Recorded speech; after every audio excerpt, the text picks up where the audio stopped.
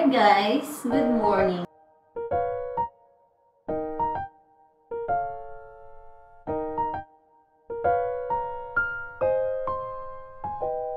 Dapat kami lumabas kasama yung mom niya. Pero, at doon din sana ako magla-lunch. Kaso ngayon, hindi ako okay. Kaya magluluto na lang ako ng food ko for lunch. So, tara. Dito tayo sa kitchen. Nilagay ko na yung chicken ko dito. Malambot mo siguro to. Ay, iba yung chicken na nagawa ko. Dalawang legs pala yung nakuha ko. Pero okay na rin to.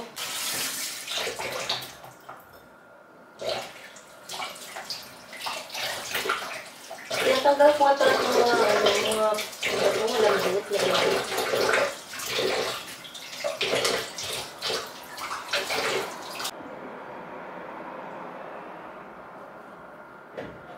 Adobo ko na lang siguro. Adobo style.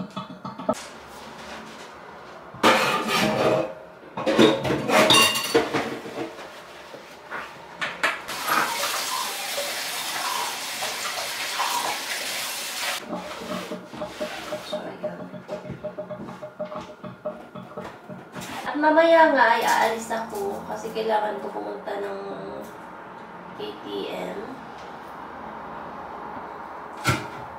Kasi cash yung kinukuha para dito sa pambayad namin.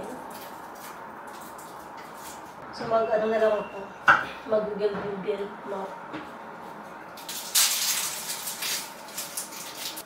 Para naman hindi ako mawala. So dapat ngayon kasi ay aalis ako at doon ako magla-lunch ulit sa mom niya. Kaso ayun. Parang parating si ang aking pulang araw. Pulang araw. So, hindi ako okay. Usually talaga sumasakit sa ulo ko niya. So, halos ganyan yung mga symptoms na nararamdaman ko every month. Basta tamad ako at super sakit ng ulo ko. So, mga 2 days yan ganyan. So, okay. So, yun, nabili ko to sa nagtitinda na Pinay dito, malapit lang sa bahay.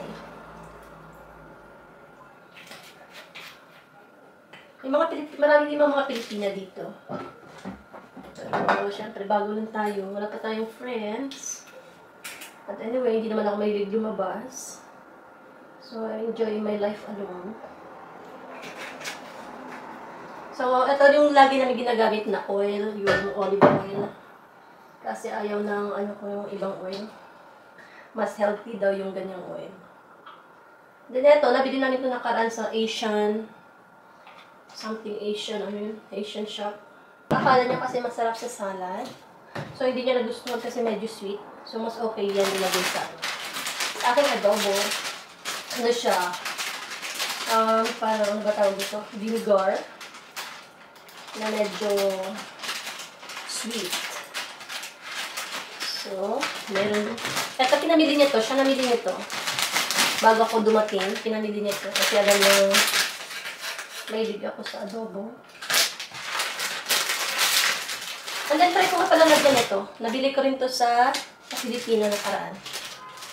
Yung Mamacita's Adobo Mix. Hindi ko pa na-try. Try ko malagyan. Baka sobrang mag-alat. Yun lang. Okay na siguro. Water.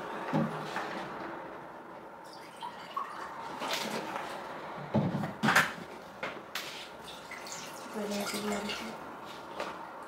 Pwede.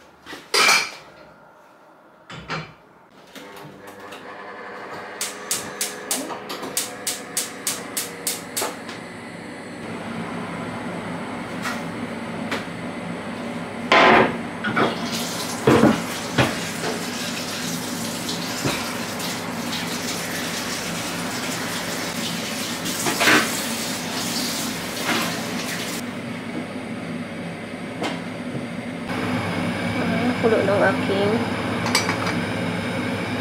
Meron ko boiled egg kagabi, kaya ang babalatan ko na lang, ilalagay ko pala sa adobo. Buti na alala ko.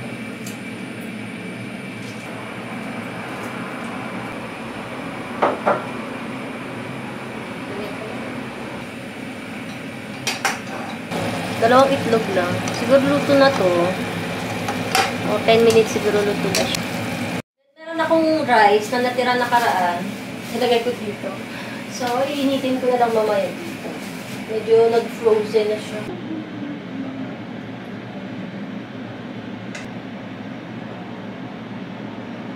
Ito na ang ating adobo. Iinitin ko na yung rice. Dito ka na ilalagay kasi may sauce pa ito konti. Ouch. Para lumambot.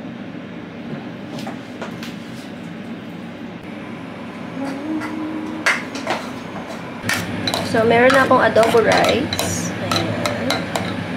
Initin ko lang siya. We have my rice and extra adobo. Of course, we have Coke and water.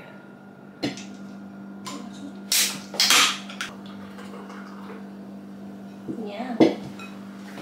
Yummy.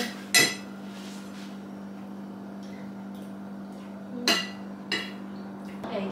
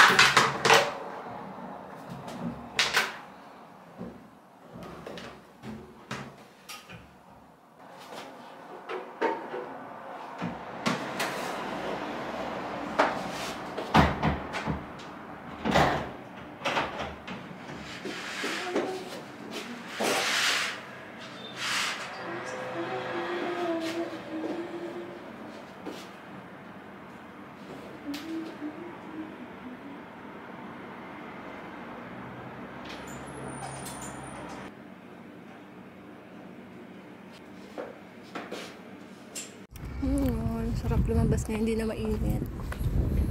Naglakad ako. Cute naman itong bulaklak. At paglabas ko nga kanina, tamang-tama ay tumawag din yung mahal ko. So, sinamahan niya akong maglakad kanina. Hanggang nakarating ako dun sa ATM. So, may guide ako kanina papunta doon. At ito nga yung pinakamalapit na store dito. So, 24 hours siya. So, dito na rin ako mamimili. At konti lang naman ang kailangan ko. At ito nga lang mga nabili ko. At dahil ito lang naman, kaya magbabayad na ako. Ito lang naman mga binili ko. Kasi ito lang naman kailangan ko. Especially yung gatas. Marami pa akong ibang. Taranta pa ako kanina na ewan. First time ko kasi mag-ano dun. Tapos, siyempre ikaw maglalagay ng lalagay mo sa sa bag or plastic. Wala akong dala. Tapos syempre huli ko na sinabi na kailangan ko ng plastic. Ay, tapos nagtanda na. What? Okay naman. Lampasan. Next time ulit. Masasanay din ako. Lagay ko muna ito. Mamaya ko na ito kakainin. Para may makain ako pag magutom. Pero anyway, okay lang naman. Ganun talaga. Pagbago, medyo, ganito yung pera nila dito. Yan. Laki, no? Tapos, ito yung 100 nila. Yan. Tapos sa 50, ito naman yung 50 nila.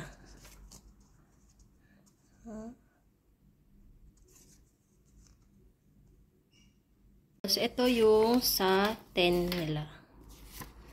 10. Ayan. Cute din, no? So, hanggang dito na lang muna ang aking video, guys. Thank you for watching. Abangan nyo yung mga video ko. Kasi, para ma-share ko din dito kung paano ba baguhan dito sa Romania. Bye!